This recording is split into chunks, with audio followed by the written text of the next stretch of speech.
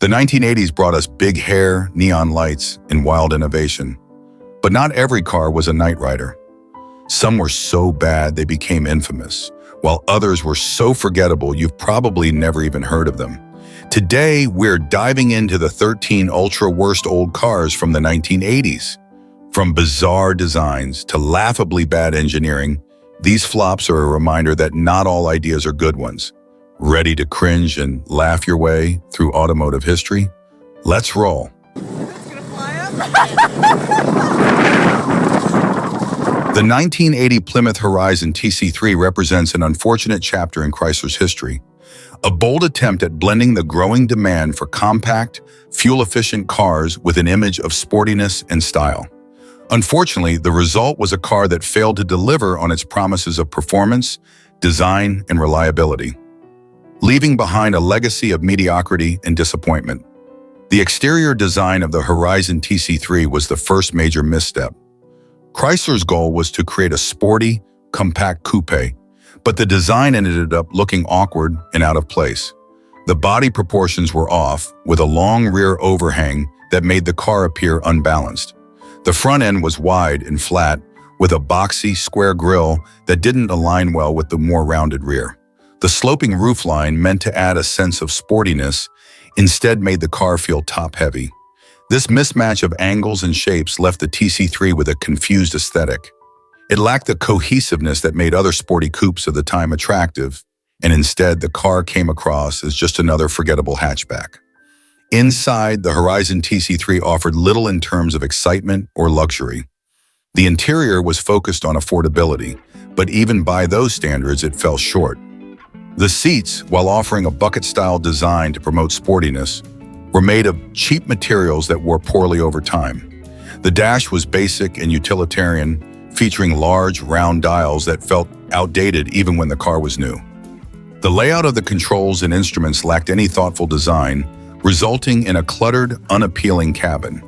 The cabin space itself was cramped, and the quality of the materials used for the interior surfaces left much to be desired.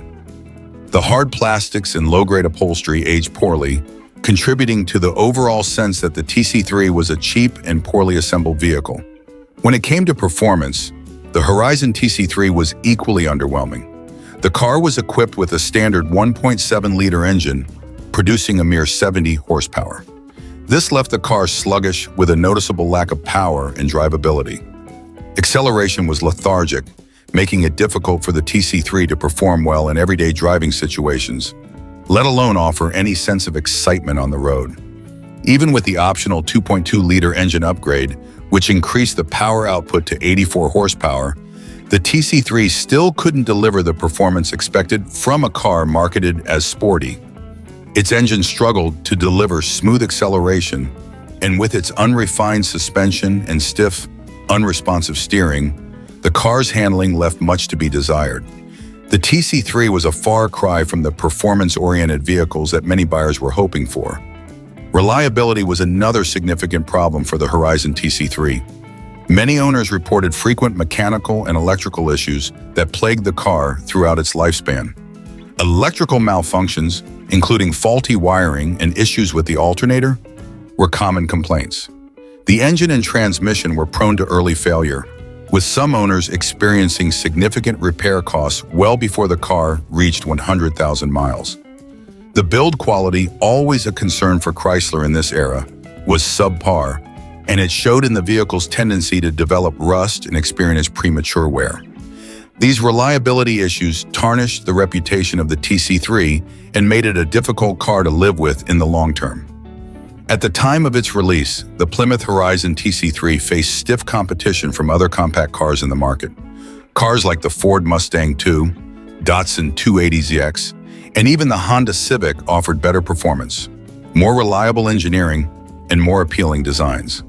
The TC3, however, failed to match up. Its lackluster performance, poor build quality, and uninspired design made it an easy car to overlook in a crowded field of more capable competitors. Despite Chrysler's push to market the TC3 as a sporty, affordable option, it couldn't compete with cars that were simply better executed in nearly every regard. In hindsight, the 1980 Plymouth Horizon TC3 stands as a reminder of an era when automakers were scrambling to meet the demand for compact, fuel-efficient cars.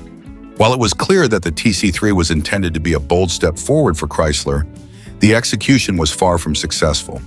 It lacked the necessary performance, design, and reliability that would have made it a worthy competitor in the crowded compact car market. The TC3 instead became a symbol of missed opportunities, offering a product that was not only forgettable, but also plagued with issues that would haunt its reputation for years to come. Today, the TC3 is remembered less for any positive impact it had on the automotive industry and more for its shortcomings. For anyone familiar with Chrysler's history, it serves as a cautionary tale of how ambition can be undermined by poor execution. It's a car that could have been so much more, but instead faded.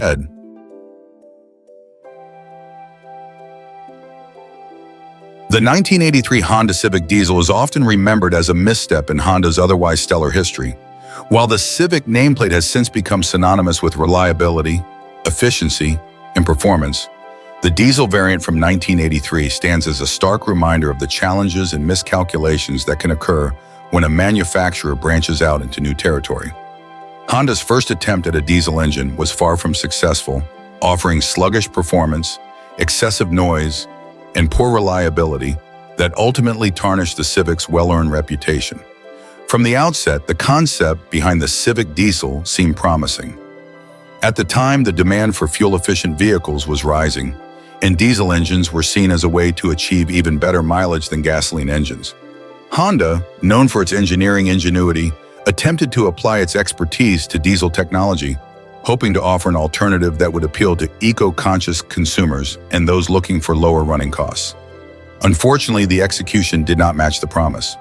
The most immediate and obvious flaw of the 1983 Honda Civic diesel was its sluggish performance. Despite the diesel engine's focus on fuel efficiency, it was far from quick.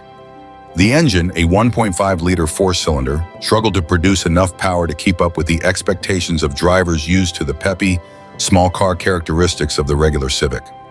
The Civic diesel's acceleration was lethargic, and the engine's low power output made it feel underwhelming, especially when compared to the more responsive gasoline variants. Drivers found themselves often having to work the gears hard to extract any meaningful performance from the engine, resulting in a less than pleasant driving experience. In addition to its sluggishness, the engine was notably noisy. Diesel engines are known for their distinctive sound, but the 1983 Civic diesel's engine was particularly loud, with a rattling, clattering noise that made for an unpleasant ride. Honda had always been known for the smooth operation of its engines, but the diesel variant lacked the refinement expected from the brand. The noise was not just a minor inconvenience, it became a constant reminder of the car's lack of polish and sophistication, and it contributed to a driving experience that felt far from enjoyable. On top of its performance and noise issues, the 1983 Civic diesel also struggled with reliability. Honda's reputation for building long-lasting, trouble-free cars took a hit with this diesel model. The engine had a tendency to suffer from mechanical issues, including problems with the fuel system, which led to poor starting and running problems. The diesel engine's complex components were not as well suited to the needs of a compact car, and owners often found themselves dealing with issues that would be uncommon in other Honda models.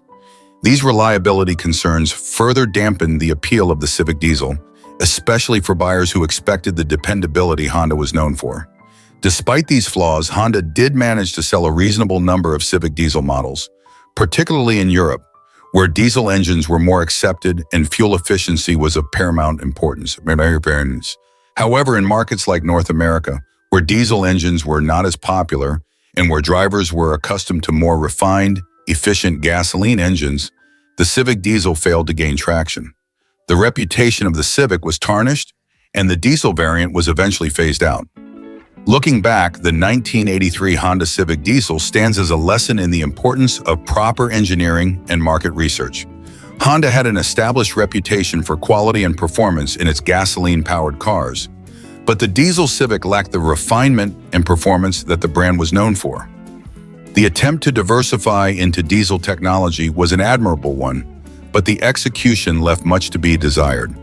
Instead of expanding the Civic's appeal, It created a variant that failed to live up to the standards set by the brand's other vehicles. Today, the 1983 Civic Diesel is more of a footnote in the history of Honda, while the Civic itself remains one of the most successful and beloved models ever produced. The diesel version is largely forgotten, remembered primarily for its shortcomings. Honda would later go on to refine its approach to diesel engines, but the 1983 Civic Diesel was a misstep in the company's otherwise stellar legacy. It was a good idea executed poorly, and it serves as a reminder that even the most trusted automakers can stumble when they venture into unfamiliar territory.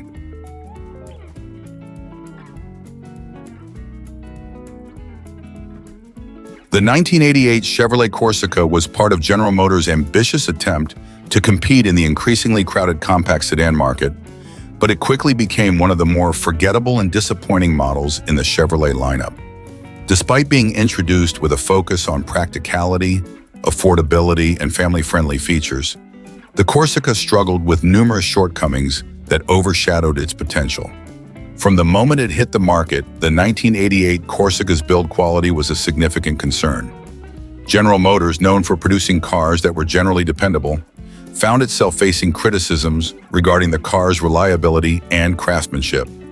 Many owners reported a range of mechanical issues, which included frequent problems with the electrical system, issues with suspension components, and transmission failures.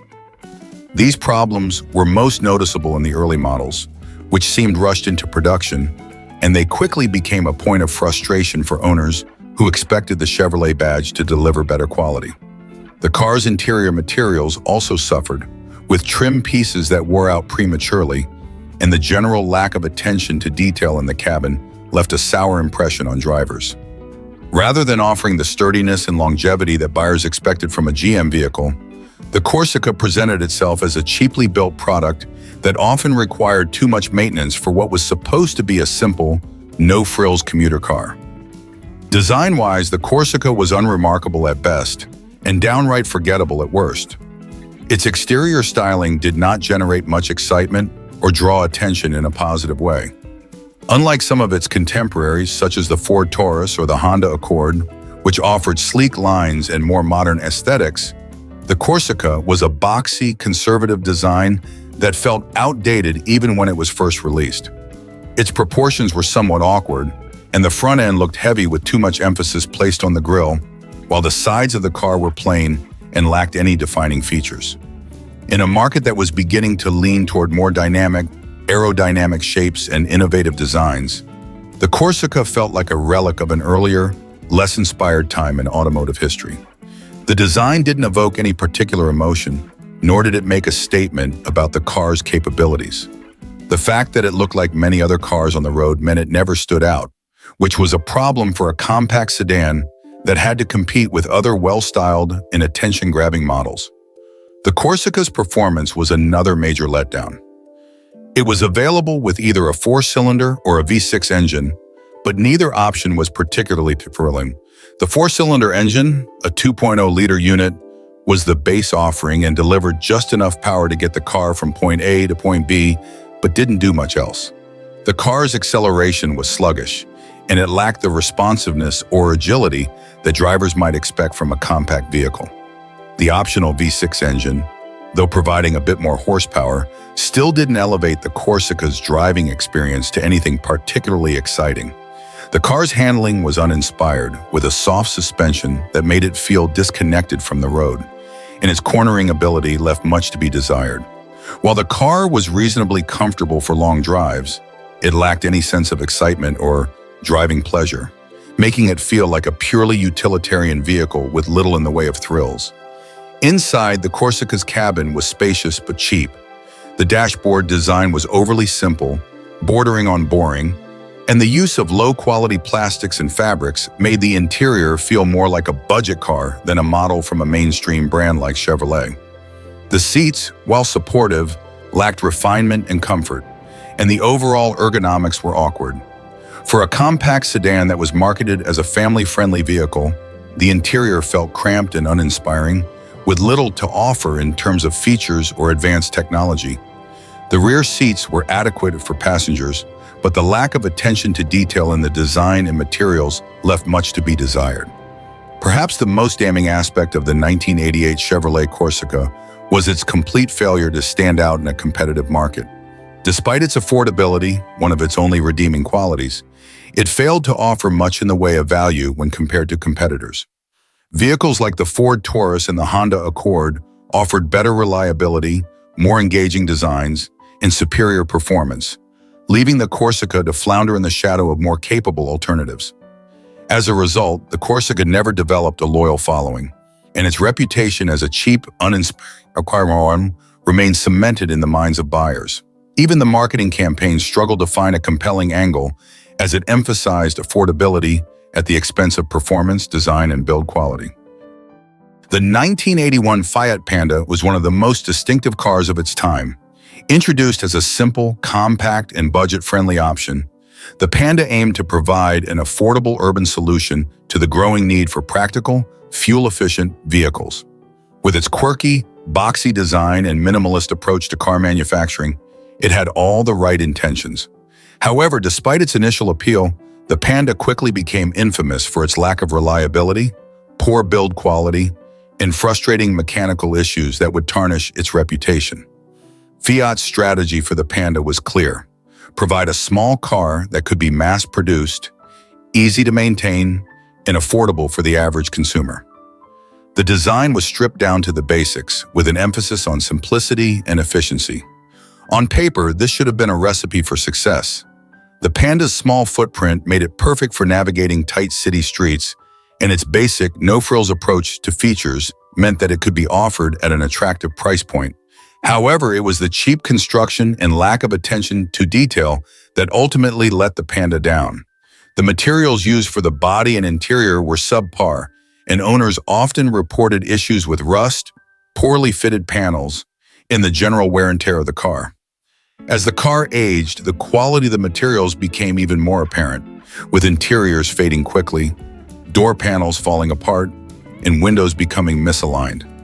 The lightweight body construction meant that the Panda was prone to dents and dings, and the thin paint did little to protect against the elements, leading to corrosion problems that were common, especially in areas with harsh weather conditions.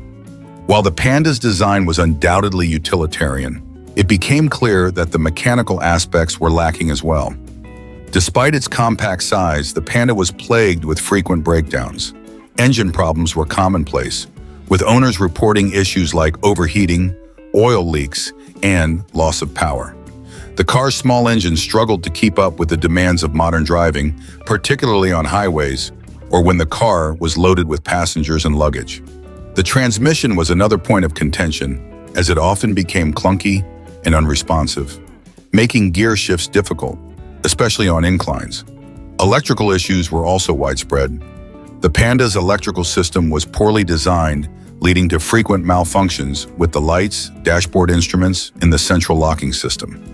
These issues were compounded by the fact that the car's design didn't make it easy to access or repair components, meaning that even simple fixes became time-consuming and costly. Fiat's decision to prioritize simplicity often meant that owners were left with limited options for addressing these common problems. Handling and ride comfort also left much to be desired. While the Panda's small size made it easy to park and maneuver in tight spaces, the car's suspension was ill-equipped to handle anything beyond basic city driving. The ride was rough, with every bump and imperfection in the road being felt inside the cabin. The car's steering was vague and imprecise, further detracting from the driving experience. With a top speed that was barely sufficient for highway driving and an underpowered engine that struggled to maintain any sort of pace, the Panda quickly became a source of frustration for those expecting more from their vehicle. The lack of refinement in the Fiat Panda was another major issue. While its design was meant to be straightforward and unpretentious, it ended up feeling unfinished and uncomfortable. The cabin was noisy, with engine and road noise seeping through the thin walls and poorly insulated doors. There was no air conditioning, no power steering, and few of the features that many competitors had already started to offer, making the driving experience feel very basic and outdated, even at the time of release. Despite these flaws, the Fiat Panda did have a certain appeal for those who needed an inexpensive, fuel-efficient vehicle for short urban commutes. Its size made it ideal for city parking, and its ability to zip around crowded streets without much hassle was a definite plus. The Panda was, in many ways, a car built to get from point A to point B with minimal fuss. Yet even for those who appreciated the car's practical design, the constant mechanical issues and lack of refinement made it difficult to recommend as a long-term solution. The Fiat Panda's legacy is one of good intentions gone awry. Though it was innovative for its time in its design and concept, the execution left much to be desired. Today, the 1981 Fiat Panda is remembered as a car that, despite its quirks and occasional charm, failed to live up to the standards that many expected from a reputable manufacturer like Fiat. It became a reminder that affordability often comes with trade-offs that aren't always worth it. The 1985 Chrysler Laser was part of Chrysler's ambitious effort to expand its lineup with a sporty, stylish compact coupe that could compete in the booming 1980s performance car market. The car was positioned as a performance-oriented option for younger buyers, combining sleek looks with a relatively affordable price tag. However, despite its bold, futuristic design and the high expectations that came with it, the Chrysler Laser fell short of its potential in nearly every key area, leaving it as a disappointing and underwhelming car that quickly faded into obscurity. At the heart of the Laser's failure was its performance, or lack thereof. Chrysler's decision to equip the Laser with underpowered engines that couldn't back up its sporty image turned out to be a major misstep. Even with the turbocharged option, the performance was sluggish at best. The car's acceleration was far from exhilarating, and it lacked the power to compete with other sportier models of the era, such as the Ford Mustang or Chevrolet Camaro. The turbocharged version provided a modest bump in power, but it was still unable to deliver the type of thrill that buyers were expecting from a car that looked like it belonged on a racetrack. The engines felt underwhelming, with little in the way of refinement or excitement, leaving the Laser feeling more like a regular, compact car with a sporty body than a true performance machine. Handling was another major disappointment for the Chrysler Laser. A car that aimed to appeal to those who wanted both style and performance should have delivered an engaging driving experience. But the Laser's handling was anything but. The steering was numb, with little feedback or precision, making the car feel disconnected from the road. The suspension, while decent, lacked the sharpness needed to make the car feel nimble and responsive. And the overall ride quality was a far cry from the precision handling of rival sports coupes. While the Laser wasn't a terrible car to drive, it lacked the finesse and agility that enthusiasts sought in a vehicle of this type. When pushed through corners or at higher speeds, the Laser's handling was sloppy and unrefined, undermining its potential as a true performance coupe. Inside the Chrysler Laser, the experience was similarly underwhelming. While the exterior of the car boasted sharp, angular lines that gave it a futuristic and sporty appearance, the interior was disappointingly cheap and uninspired. The materials used for the dashboard, seats, and trim felt low quality and lacked any sense of luxury or refinement. The seats were uncomfortable and provided little support, especially for those hoping to take the car for spirited drives. The dashboard, while functional, was cluttered and didn't provide the intuitive controls that might have helped elevate the driving experience. The interior lacked the sporty flair or comfort found in other vehicles in the same price range, making it feel more like a budget compact than a genuine performance car. In terms of styling, the Chrysler Laser was undoubtedly striking. The exterior design featured sharp angles, aggressive lines, and a sleek profile that gave the car an almost futuristic appearance. However, while the Laser looked like it should be a performance car, the actual driving experience failed to live up to its visual appeal. It was a case of style over substance, where the car's looks didn't match the underwhelming driving experience that it provided. In fact, the Laser's outward appearance may have been one of the few things that kept it relevant for a time, as the car's poor performance and subpar interior didn't offer enough to compete with more refined rivals. Perhaps the biggest letdown of the Chrysler Laser was its lack of character. Unlike other cars in the sporty, coupe category that were memorable for their driving dynamics, sound, or iconic status, the Laser simply didn't stand out in any meaningful way. Its performance was mediocre, its handling was uninspiring, and its interior was forgettable. The Laser seemed like a car that was trying to be something it wasn't, sporty and exciting, but didn't have the engineering or the driving spirit to match. It was an example of how even the best-looking cars can falter if the engineering and execution aren't up to par. Looking back, the Chrysler Laser represents a missed opportunity, a car that had the potential to become a standout in the 1980s sports coupe market, but ultimately failed to deliver the performance, driving excitement, and quality that enthusiasts expected. It became a symbol of style without substance, a car that looked good on the outside but failed to live up to the hype. While it may have caught the eye with its bold design, the Laser's lack of performance and refinement led to its eventual decline, with many of its owners likely forgetting the car as soon as it was no longer in their driveway. The 1982 Mercury Lynx was part of Ford's attempt to tap into the growing compact car market. Positioned as a more affordable alternative to the brand's other offerings, the Lynx was intended to appeal to budget-conscious buyers looking for a basic, practical vehicle. However, despite its practical intent, the Lynx quickly became a symbol of mediocrity in the automotive world. It was bland, underpowered, and plagued by quality control issues, which ensured that it would be forgotten by most car enthusiasts and consumers alike. One of the primary flaws of the 1982 Mercury Lynx was its lackluster performance. The Lynx was powered by a 1.6-liter four-cylinder engine that produced a mere 65 horsepower, making it sluggish and underwhelming on the road. Acceleration was slow, and the car struggled to keep up with traffic, particularly on highways or when attempting to pass other vehicles.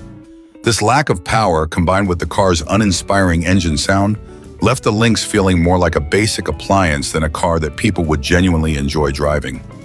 Even for those who weren't expecting sporty performance, the Lynx's lack of power was a major disappointment, and it made the car feel unresponsive and frustrating to drive. Beyond its performance issues, the 1982 Lynx also suffered from poor build quality. From the moment you stepped inside the car, it was clear that corners had been cut to save on manufacturing costs.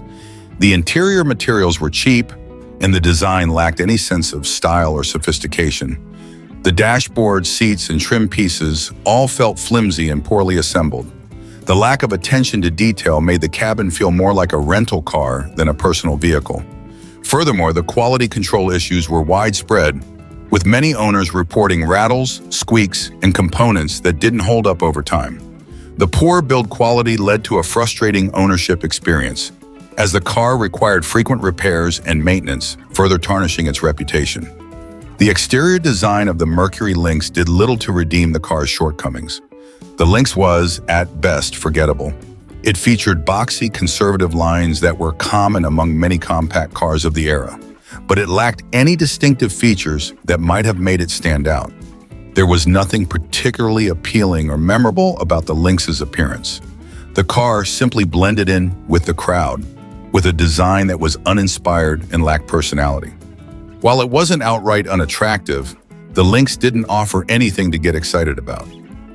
It was as if the designers were more concerned with making a car that was functional than one that was visually striking. Another critical issue with the 1982 Mercury Lynx was its handling and ride quality. While it wasn't inherently dangerous or difficult to drive, the Lynx offered a lackluster driving experience. The handling was vague and unresponsive, and the car felt disconnected from the road. Steering was heavy and lacked precision, while the suspension system failed to absorb bumps and road imperfections effectively. As a result, the ride felt bouncy and uncomfortable, especially on rough or uneven surfaces. The Lynx's lack of driving engagement meant that it didn't provide the satisfaction that even a simple compact car should offer. The Mercury Lynx also suffered from a reputation for reliability issues. While Ford's models were often praised for their toughness, the Lynx failed to maintain that reputation. The car was known to suffer from frequent mechanical problems, including issues with the engine, transmission, and electrical system. These frequent breakdowns led to high repair costs and a general sense of frustration for owners, further damaging the car's reputation. Given its relatively short lifespan in the market, many of these reliability problems led to the Lynx's quick departure from showrooms and a rapid fade into obscurity. Despite being intended as an affordable and practical option, the 1982 Mercury Lynx did not succeed in fulfilling its promise. Its uninspiring performance, subpar build quality, and lack of character ensured that it was never able to make a significant impact in the compact car market. Even by the standards of the early 1980s, the Lynx felt dated and unrefined. It offered no real driving pleasure, and its quality control issues made it a hassle to own. There were simply better, more reliable options available for those seeking an affordable car. Looking back, the Mercury Lynx stands as a reminder of how critical it is for a car to deliver more than just basic functionality. In the competitive compact car segment, vehicles had to strike a balance between practicality, reliability, and performance, something the Lynx sorely lacked.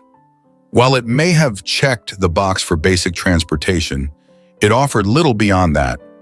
The Mercury Lynx quickly faded from the automotive landscape, and its lack of appeal ensured it would be forgotten.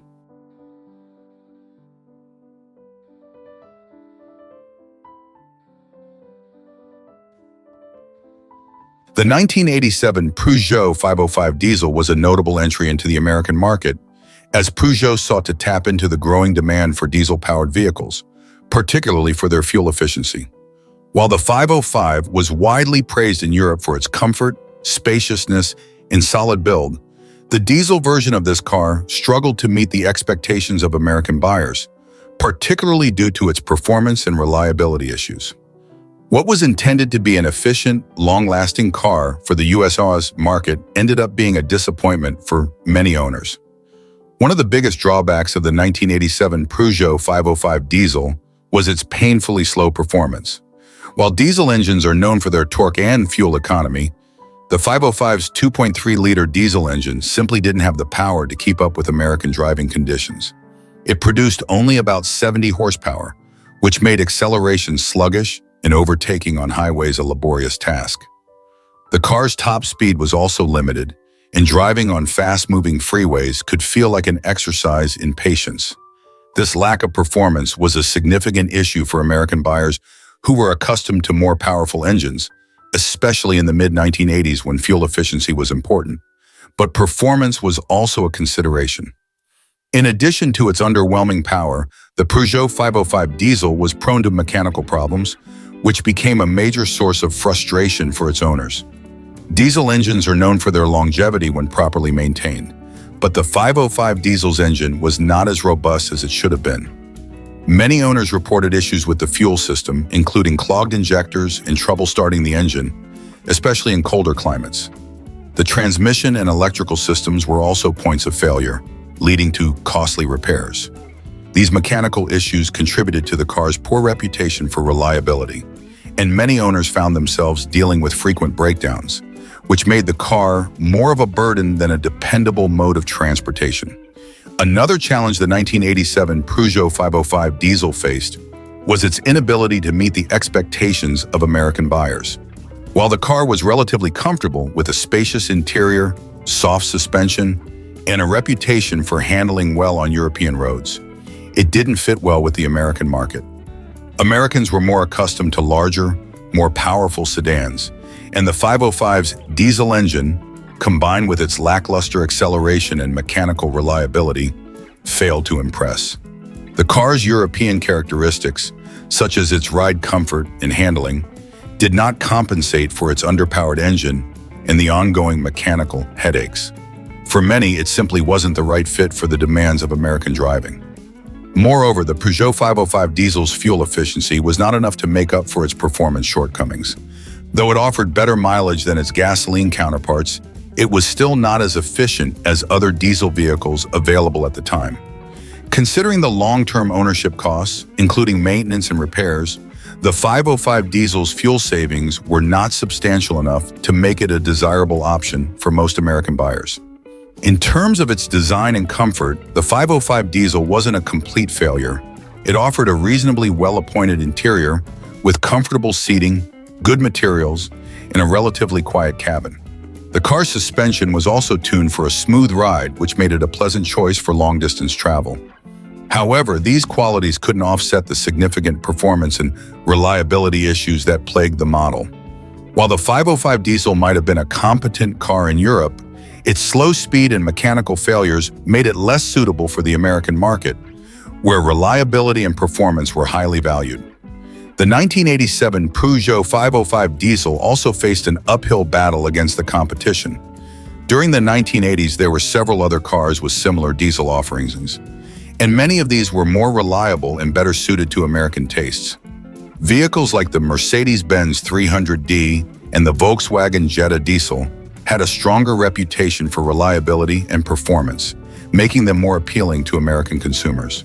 The Peugeot 505 diesel's combination of sluggish performance, mechanical issues, and mismatch with the needs of the American market meant that it couldn't compete effectively in the crowded sedan segment. And overall, the 1987 Peugeot 505 diesel was a well-meaning but ultimately unsuccessful attempt to introduce a diesel-powered vehicle into the American market.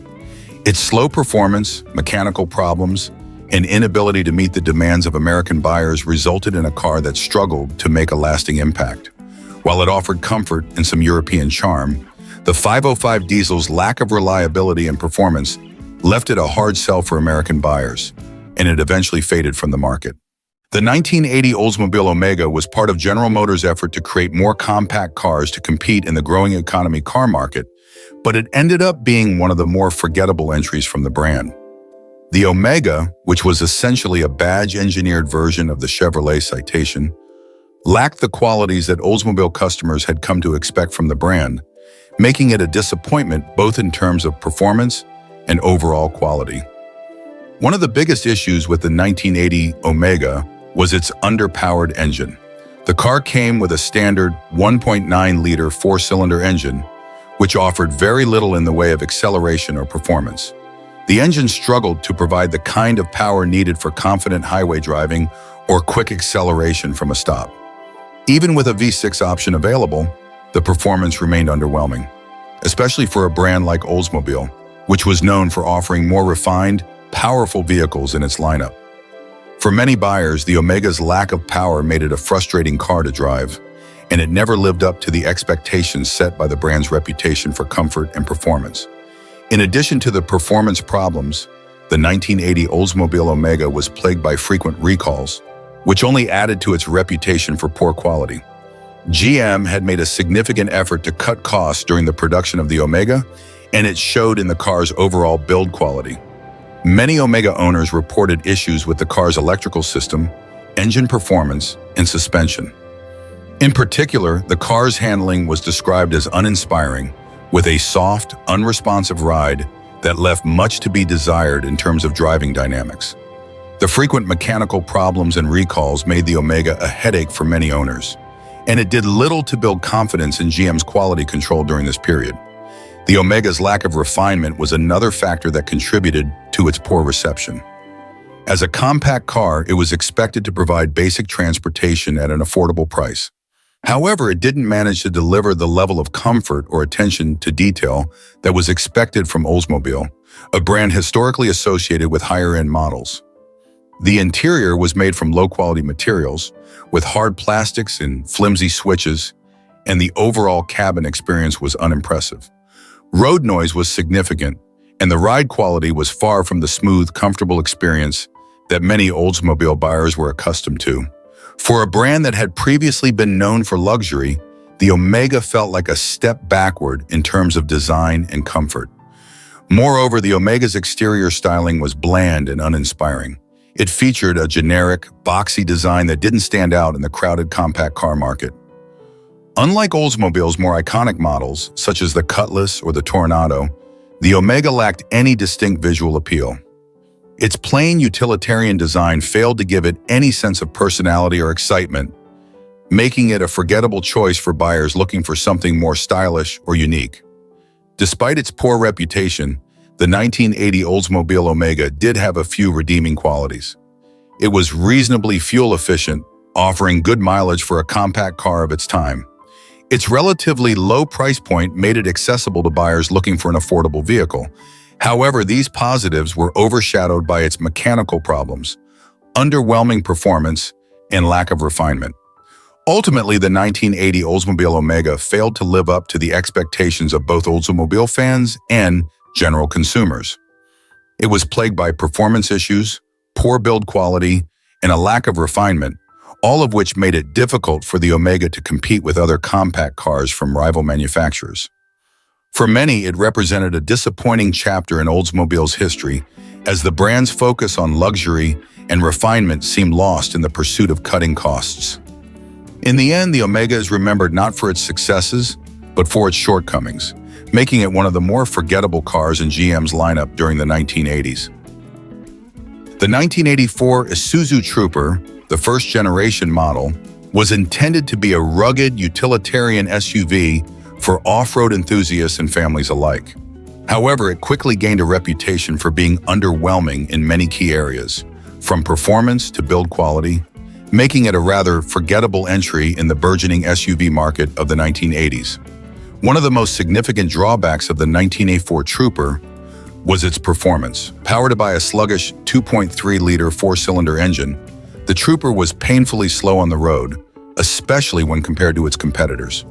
The engine struggled to provide enough power for both highway driving and off-road excursions, leaving the Trooper feeling lethargic and underpowered. Even though there were optional engine upgrades available, they did little to improve its overall performance, with most drivers describing the driving experience as frustrating and lacking any sense of urgency. This lack of power, coupled with a 4-speed manual transmission that was often stiff and unrefined, made the Trooper feel more like a cumbersome utility vehicle than a capable SUV. In addition to its lackluster performance, the 1984 Isuzu Trooper was plagued by poor build quality. It had a reputation for being poorly constructed, with subpar materials used throughout the vehicle. Many owners reported issues with rust, particularly in the body panels, and the car's interior was basic and sparse, lacking the creature comforts that were becoming standard in other vehicles of the time. The cabin featured cheap plastics, uncomfortable seats, and minimal sound insulation, resulting in a noisy, uncomfortable ride on both rough terrain and paved roads. For an SUV that was meant to be practical and functional, the Trooper didn't offer the refinement or durability that buyers expected. Another issue with the first-generation Trooper was its ride quality. The suspension was designed for off-road use, but it resulted in a bouncy, unrefined experience on regular roads. Even on smooth surfaces, the Trooper's ride was uncomfortable, with the vehicle's springs and shocks constantly jostling passengers. This made it hard to enjoy long trips in the Trooper, as the lack of comfort made it a challenge to stay relaxed during extended driving sessions. Despite its off-road potential, the Trooper's off-road capabilities were also limited by its lack of refinement. It had a solid axle suspension and a relatively high ground clearance, which made it capable of handling some rough terrain. But it lacked the advanced four-wheel drive systems or modern features found in other off-road SUVs of the era. Its drivetrain and suspension, while functional, were not as sophisticated as those found in competitors like the Jeep Cherokee or the Toyota Land Cruiser, which offered better all-around off-road performance. The Trooper's design also didn't help its case.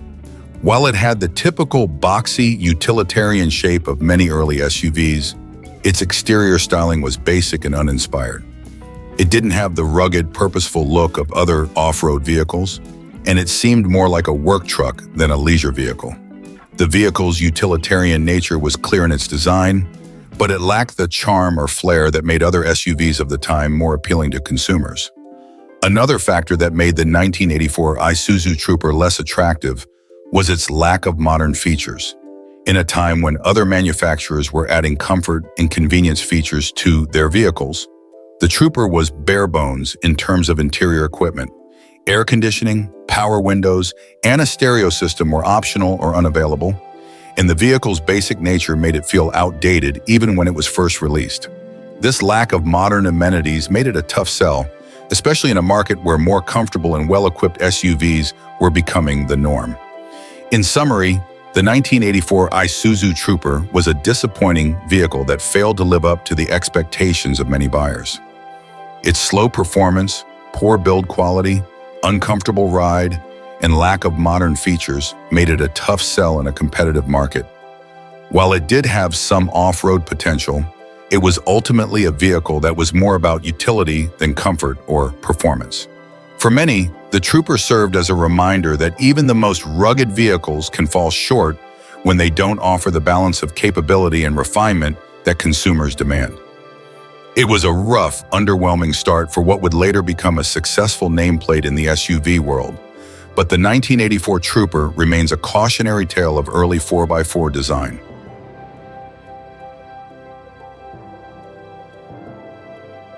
The 1989 Sterling 827 was an ambitious attempt by the British automaker to create a luxury sedan that could compete with the likes of BMW, Audi, and Mercedes-Benz in the premium car market. Built using Honda's Accord platform and incorporating a blend of Honda engineering and British styling, the Sterling 827 promised sophistication at an affordable price. However, despite its high aspirations, the car ultimately became known for its myriad of problems, including poor reliability, rust issues, and disappointing interior quality. One of the most significant issues with the Sterling 827 was its reliability, or lack thereof. While Honda was known for producing reliable vehicles, the Sterling 827 did not benefit from this reputation. The car was plagued by frequent mechanical failures, with owners reporting issues ranging from electrical faults to engine problems. The Sterling 827's sophisticated features, such as its fuel injection system and advanced electronics, were prone to malfunction, and many owners found themselves spending considerable time and money on repairs. This tarnished the car's reputation for reliability and created frustration for buyers who expected a premium experience from a luxury sedan. Another major drawback of the Sterling 827 was its tendency to rust. Despite being a relatively new model in the late 80s, the car suffered from corrosion issues that became apparent much too soon. The bodywork, undercarriage, and even the doors were prone to rusting, with many owners noticing paint bubbling and structural deterioration after only a few years of ownership. This rust problem was not limited to the 827. Other cars in the Sterling range also suffered from similar issues, making it a widespread problem that could quickly affect the car's appearance and long-term durability. In addition to its reliability and rust problems, the Sterling 827's interior quality was another area where it fell short. While it was marketed as a luxury sedan, the interior of the 827 failed to meet the high standards that luxury buyers had come to expect. The materials used inside were cheap, with hard plastics and poor quality upholstery that quickly showed wear and tear. The dashboard, while designed to resemble those of more prestigious European brands, was poorly assembled, and many owners complained about the rattling and squeaking noises that emanated from the cabin. The seats, though comfortable for short trips, lacked the plushness and high-end feel of more expensive competitors. Overall, the interior of the Sterling 827 failed to deliver the luxurious experience that buyers had hoped for.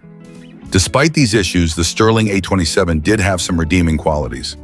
The car was powered by a smooth 2.7-liter V6 engine, which provided decent power and performance for the time.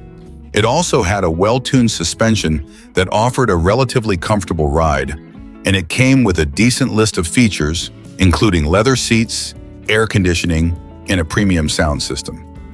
These features, combined with its attractive styling, made the Sterling 827 appealing to buyers at first glance. But the car's numerous mechanical and build quality issues soon overshadowed these strengths. The Sterling 827's unfortunate combination of poor reliability, rust problems, and cheap interior quality ultimately led to its failure in the luxury sedan market. While it was marketed as a more affordable alternative to more established European luxury sedans, the Sterling 827 never gained the trust of buyers who were put off by its numerous flaws. The brand, which was part of the Rover Group at the time, struggled to maintain its foothold in the competitive luxury market, and the Sterling 827 quickly became a symbol of how a lack of attention to detail and poor quality control could undermine even the most promising vehicles. In the end, the Sterling 827 was a car that promised much but delivered very little. Its attempt to blend Honda engineering with British luxury fell flat, and it quickly became known for its reliability issues, rust problems, and cheap interior. The 827 is now largely forgotten, relegated to the history books as an unfortunate chapter in the luxury sedan market. Despite its shortcomings, it serves as a reminder that even the most ambitious projects can fail if the execution does not meet the expectations set by their promises. The 1983 Hyundai Stellar holds a unique place in automotive history as a vehicle that marked both a milestone and a misstep in Hyundai's journey toward establishing itself as a global car maker. Released at a time when South Korean automakers were still working hard to overcome their reputation for producing low-cost, low-quality vehicles, the Stellar was Hyundai's attempt to break into the competitive international market. Targeting cost-conscious buyers looking for an affordable family sedan, the Stellar failed to meet expectations and ended up reinforcing the skepticism surrounding the brand's early models. From the outset, the Hyundai Stellar's design and performance failed to inspire excitement or confidence. On the outside, the car sported a generic, unremarkable look, with soft, rounded edges and a nondescript front end. Its shape did little to set it apart from other compact sedans of the time, and while it wasn't offensive, it certainly lacked the kind of attention-grabbing appeal that could have helped it succeed in a crowded market. The car's design, while practical, was uninspiring, and this lack of visual distinction likely contributed to its failure to gain widespread consumer interest. The car's performance, however, was the most significant factor that left potential buyers dissatisfied. The Stellar was equipped with small, underpowered engines that struggled to provide the kind of driving experience that consumers expected from a car in its class. With a lack of acceleration and poor handling, it was difficult to justify the car's purchase when more capable and refined models were available from other brands. On the highway, the Stellar's performance became even more apparent as it struggled to maintain speed and struggled with any sort of load or incline. Whether navigating city streets or cruising on the open road, the Stellar felt sluggish and underwhelming, leaving drivers disappointed with its lack of zest. The car's failure to perform adequately was further compounded by its lack of responsiveness, making it a less than satisfying choice for those seeking even basic driving pleasure. But the performance issues were only part of the problem. Build quality was another critical area where the Stellar fell short. While Hyundai's vehicles were generally known for their affordability, the car's construction was notably cheap and prone to breakdowns. The interior featured low-quality materials that wore quickly, with seats that were uncomfortable on long drives and trim pieces that didn't fit properly. The dashboard and control layout felt crude and unrefined, leaving an overall sense of low-grade materials. Over time, rattling noises from the interior became common as poorly aligned parts and trim pieces deteriorated. Most owners of the 1983 Hyundai Stellar reported constant mechanical problems, many of which were related to the engine and electrical system. Frequent repairs were a burden for drivers, many of whom found themselves constantly fixing issues that seemed to arise all too often. The car's poor build quality and unreliable components undermined Hyundai's reputation for durability, which would later become a point of pride for the company. Unfortunately, at the time, the Stellar reinforced the stereotype that vehicles from South Korean automakers were not built to last. For owners, the constant visits to the mechanic made the Stellar feel more like a headache than a dependable means of transportation. Hyundai, of course, was trying to make its mark in a world dominated by more established players like Toyota, Honda, and Ford. While other car makers had years of experience refining their products and building consumer trust, Hyundai was still working to prove itself. The Stellar, as one of the company's early attempts to introduce a more substantial, globally appealing model, highlighted just how far the automaker still had to go. Unfortunately, despite its affordability, the car simply didn't meet the expectations of buyers, and its persistent reliability problems ensured that it wouldn't gain the necessary traction to succeed. Interestingly, the Stellar did have some positive aspects that were worth noting. It was an affordable option, especially for budget-conscious families, and its relatively spacious interior provided enough room to fit 4 passengers comfortably. The ride was somewhat smooth, though the lack of power and handling diminished its overall comfort during longer trips. Despite being marketed as an entry-level car, it still featured basic amenities like power steering and air conditioning, making it more comfortable than some of its competitors in the budget segment. Unfortunately, these benefits were overshadowed by the car's poor overall performance and quality issues. In the years following the release of the Stellar, Hyundai would significantly improve the quality and reliability of its vehicles. Over time, the 1986 Pontiac 6000 STE was marketed as a performance-oriented sedan, designed to compete with other midsize sedans that offered both practicality and a sporty edge. Pontiac, known for its history of performance cars like the Firebird and Trans Am, hoped to extend its performance image to a more family-friendly vehicle. However, the 6000 STE was a prime example of marketing that didn't quite match up to reality. Despite the promises of enhanced performance, the 6000 STE fell short in almost every area, ultimately becoming an underwhelming and forgettable offering from Pontiac. At first glance, the 6000 ST's design didn't scream performance. It was a fairly typical mid-size sedan of the mid-80s with boxy lines and conservative styling. It was clear that Pontiac wasn't aiming for bold aesthetics, but rather a more practical approach that appealed to the mainstream. While the exterior wasn't offensively bad, it lacked the flair one might expect from a car marketed as a sporty alternative. The use of somewhat dated design cues, such as the squarish headlights and lack of any aggressive lines, only helped emphasize that the car wasn't anything special on the outside. Where the 6000 STE truly failed, however, was in its performance. Despite being marketed as a performance model, the car was equipped with a 2.8-liter V6 engine that was simply underwhelming for its size and price. Offering just 125 horsepower, the 6000 STE was sluggish and unrefined when it came to acceleration. The engine struggled to provide any real excitement or power, and the sedan's overall driving experience felt lackluster. Performance was further hampered by the car's poor handling. The suspension was not tuned for any sort of sportiness, and the 6000 STE felt clumsy and disconnected from the road, especially during more aggressive driving. The steering was vague and lacked precision, which only added to the disappointing driving dynamics.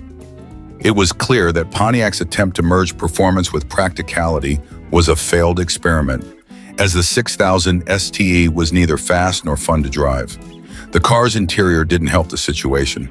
While it was decently spacious, with enough room to accommodate 5 passengers, the materials used inside the cabin were cheap and unrefined. The seats were uncomfortable for long drives, with little support or padding to keep passengers from feeling fatigued. The dashboard was utilitarian at best, with plastic surfaces that looked and felt flimsy. The center console was cluttered, and the controls were difficult to navigate, adding to the overall impression of a cheaply built car.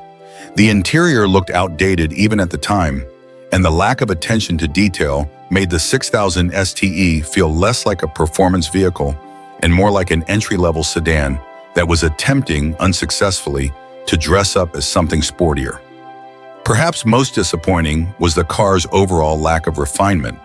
While the 6000 STE had some features meant to elevate its status, like a slightly sportier suspension and a more aggressive appearance package, these features didn't translate into a cohesive driving experience. The suspension setup failed to offer the balance of comfort and sportiness that many other vehicles in the segment could provide, resulting in a ride that was neither smooth nor engaging. The 6000 ST's performance remained subpar, and the overall build quality didn't live up to Pontiac's higher performance heritage. Additionally, reliability issues plagued the 6000 STE, with owners complaining about mechanical problems, including issues with the transmission, electrical system, and general wear and tear on parts. The 1986 Pontiac 6000 STE, despite its promising marketing and some positive traits, ultimately fell short of expectations. It was a car that couldn't live up to its performance claims, with unrefined power, poor handling, and a lackluster interior. It was a classic case of a manufacturer overpromising and under-delivering. While the 6000 STE may have had a niche following during its time, it never really captured the hearts of performance enthusiasts, nor did it succeed in being an all-around dependable family car. In the end, the 6000 STE became just another forgettable model in Pontiac's history, one that left buyers wishing for more substance behind the marketing hype.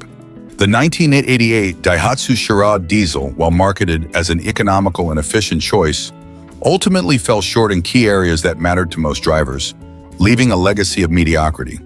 Though it achieved high fuel efficiency, this was about the only thing it excelled at. In many other aspects, it was a basic, utilitarian vehicle that did not live up to the expectations of a well-rounded car, especially for those who valued a more enjoyable and comfortable driving experience. First and foremost, the Charade diesel was painfully underpowered. With its diesel engine, the car was built to be fuel efficient but lacked the necessary power to make it a capable and confident performer on the road. The engine was sluggish and struggled with acceleration, making overtaking other vehicles or merging into highway traffic a slow and frustrating process.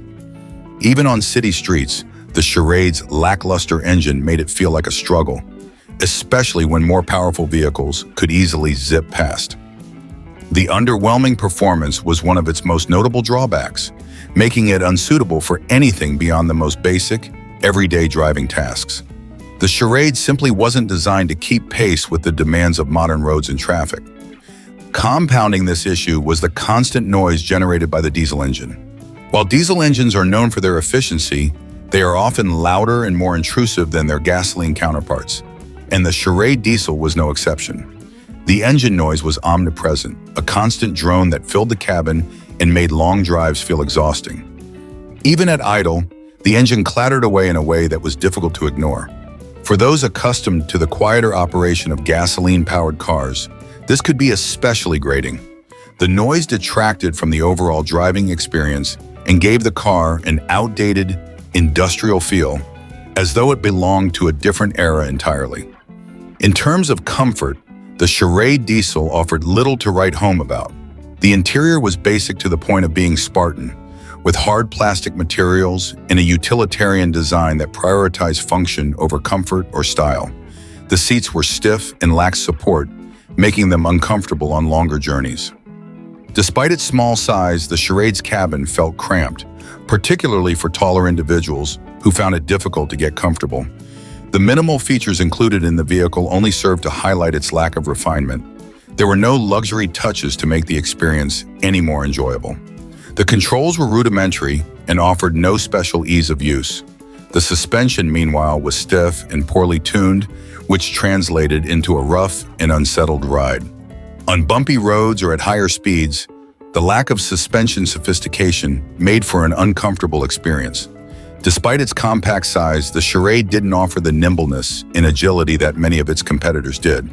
Instead, the ride was bouncy and unpleasant, with minimal effort made to smooth out the road imperfections. The lack of responsiveness in the steering further exacerbated this issue, leaving the car feeling unrefined and difficult to maneuver with confidence. Handling as a result was far from impressive. While the Charade diesel could manage basic tasks like city driving or short commutes, it was not a car that inspired confidence or pleasure on twisty roads or during more spirited driving. The steering was vague, and there was little road feel, making it difficult to gauge how the car was interacting with the road. It lacked the precision that many small cars of the time offered, and the suspension couldn't provide the necessary balance for a comfortable and controlled drive. The Charade was simply not built with driving enjoyment in mind. The Charade diesel's reputation as a basic and economical car may have appealed to some budget-conscious buyers, but it lacked the charm, refinement, and driving satisfaction that many consumers sought. For those who valued efficiency above all else, it certainly delivered in that department. However, for anyone looking for a well-rounded vehicle that provided a balance of performance, comfort, and practicality, the Charade diesel fell short. Despite its exceptional fuel economy, the 1908 Daihatsu Charade diesel struggled to deliver in every other aspect. It was slow, noisy, uncomfortable, and ultimately uninspiring. While it could serve as basic transportation for those on a tight budget, it offered little more than the bare minimum, failing to impress in any meaningful way. Its mechanical limitations, combined with the uncomfortable ride and lack of refinement, made it a forgettable vehicle, one that failed to leave a lasting positive impression. In hindsight, it was a car built more for necessity than enjoyment, and as such, it remains a relic of a simpler but less enjoyable automotive era.